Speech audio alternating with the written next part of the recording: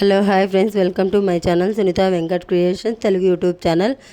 అందరికీ నమస్కారం అండి. ఈరోజు వీడియోలో మన ఆంధ్రప్రదేశ్ రాష్ట్ర వ్యాప్తంగా ఉన్నటువంటి రైతులందరికీ అన్నదాత సుఖీభవ పథకాన్ని ఈ నెల నుంచే ప్రారంభిస్తామని సీఎం చంద్రబాబు తెలిపారు. పాఠశాలల ప్రారంభానికి ముందే తల్లికి వందనం కింద చదువుకునే పిల్లలకు 15,000 రూపాయల చొప్పున ఆర్థిక సహాయం చేస్తామన్నారు. కడపలో మే 27, 28 తేదీల్లో మహానాడు జరగనున్నందుకు ఈ నెల 18 నాటికి అన్ని కమిటీలు పూర్తి చేయాలని సూచించారు. మహానాడు తర్వాత రాష్ట్ర కమిటీలు వేస్తామన్నారు. ప్రధాని చేతుల మీదుగా రాజధాని పునర్నిర్మాణం కార్యక్రమం విజయవంతమైన వేళ దేశం, ప్రపంచం దృష్టి అమరావతి మీదకు మళ్లిందన్నారు. ఎంపీలు, ఎమ్మెల్యేలు, పార్టీ కార్యవర్గంతో సీఎం చంద్రబాబు టెలికాన్ఫరెన్స్ నిర్వహించారు. జూన్ 12న కూటమి ప్రభుత్వం ఏడాది పూర్తవుతున్నందుకు ఇప్పటి వరకు చేసిన సంక్షేమ అభివృద్ధి కార్యక్రమాలను ప్రజల్లోకి తీసుకువెళ్లాలని సూచించారు. ప్రభుత్వం ఏ మంచి చేసినా వైసీపీ వాళ్ళు చురకబారులు విమర్శలు చేస్తున్నారని వాటిని తిప్పికొట్టాలని పిలుపునిచ్చారు. పార్టీ సభ్యత్వం తీసుకున్న వారికి త్వరగా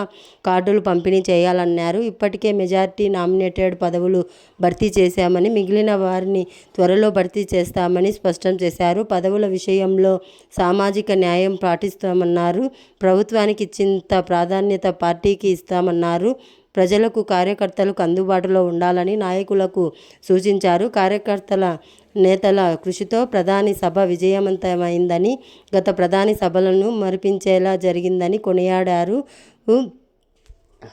భారత్కు అమరావతి బలమైన పునాదిగా మారుతుందని, ఇదే విషయాన్ని మోదీ చెప్పారని గుర్తు చేశారు. యువతకు అవకాశాలు, ఉద్యోగాలు కల్పించే విశ్వనగరంగా అమరావతి రూపుదిద్దుకుందని ఆశయాభావం వ్యక్తం చేశారు. ఎన్నికలకు ముందు రాష్ట్రాన్ని పునర్నిర్మిస్తానని ప్రధాని తాను పవన్ కళ్యాణ్ హామీ ఇచ్చారన్న చంద్రబాబు ఇచ్చిన మాటను నిలబెట్టుకున్నారని తెలిపారు.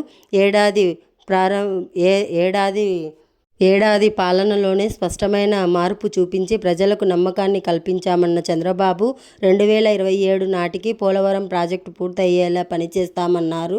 విశాఖ ఉక్కు కర్మాగారానికి 11,400 కోట్లు కేటాయించేలా చేసుకున్నామని, బీపీసీఎల్, ఎల్ఆర్ మిత్తల్ సంస్థలు రాష్ట్రంలో పెట్టుబడులు పెట్టామన్నారు తెలిపారు. లేపాక్షి, కొప్పర్తి కారిడార్ తీసుకొస్తామన్నారు. 11 చోట్ల ఎంఎస్ఎంఈ పార్కులు ప్రారంభిస్తామని, అన్ని నియోజకవర్గాల్లోనూ ఏర్పాటు చేస్తామన్నారు.